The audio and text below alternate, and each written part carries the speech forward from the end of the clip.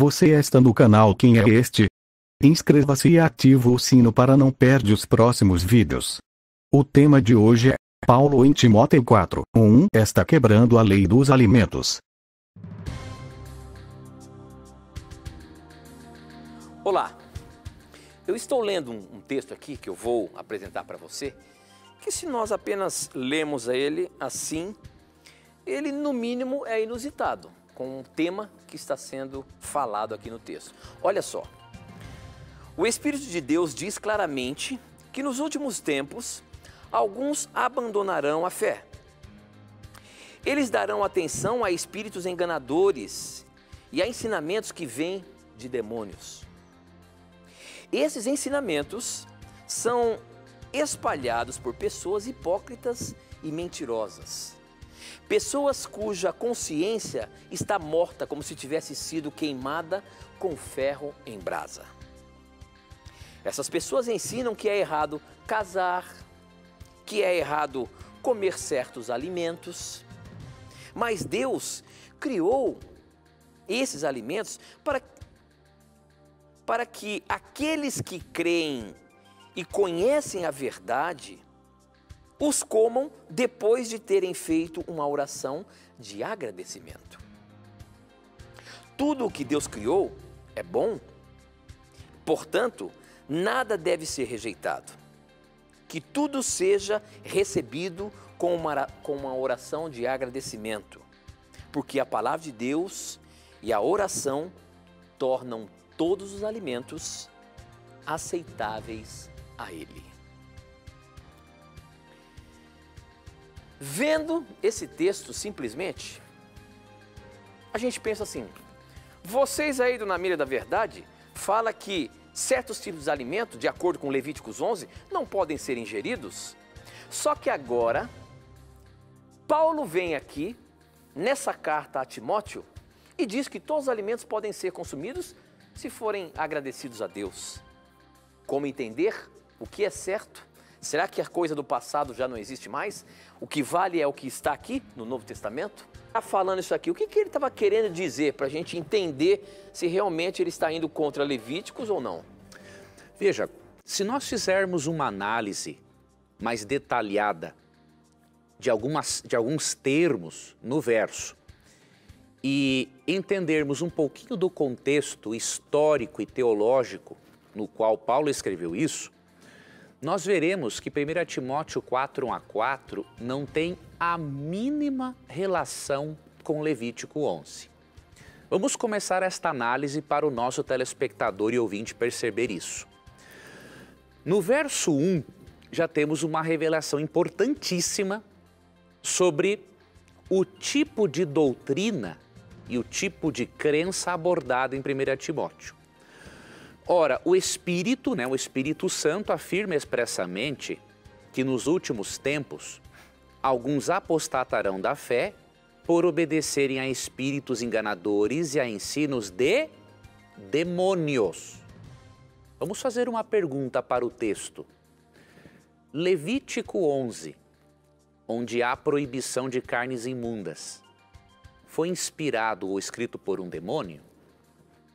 É óbvio que não.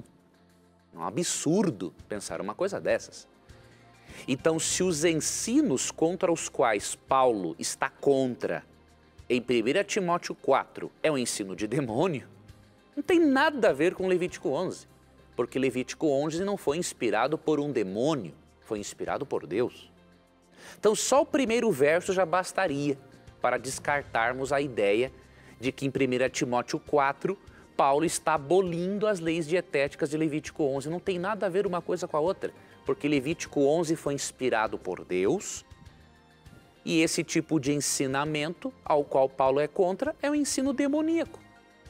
Simples assim. Continuando, verso 2. Pela hipocrisia dos que falam mentiras e que têm cauterizado a própria consciência. E agora vamos ver qual é o tipo de doutrina que Paulo está combatendo aqui, ó. Que proíbem o casamento e exigem a abstinência de alimentos que Deus criou para serem recebidos com ações de graças pelos fiéis e por quantos conhecem plenamente a verdade. Pois tudo que Deus criou é bom, e recebido com ações de graças, nada é recusável, porque pela palavra de Deus e pela oração é santificado. Veja, este falso ensino envolvia proibição de casamento e abstinência de alimentos que Deus criou para serem recebidos. Nós temos que nos perguntarmos, as carnes imundas foram criadas por Deus para serem recebidas como alimento? Não. Então, esse assunto que está sendo tratado aqui.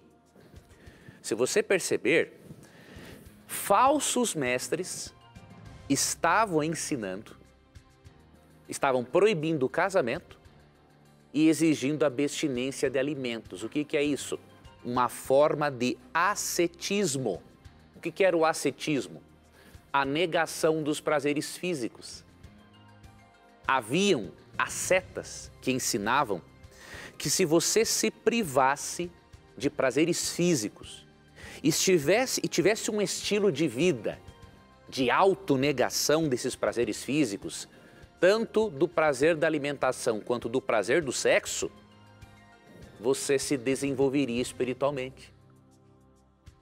Paulo está combatendo esta heresia.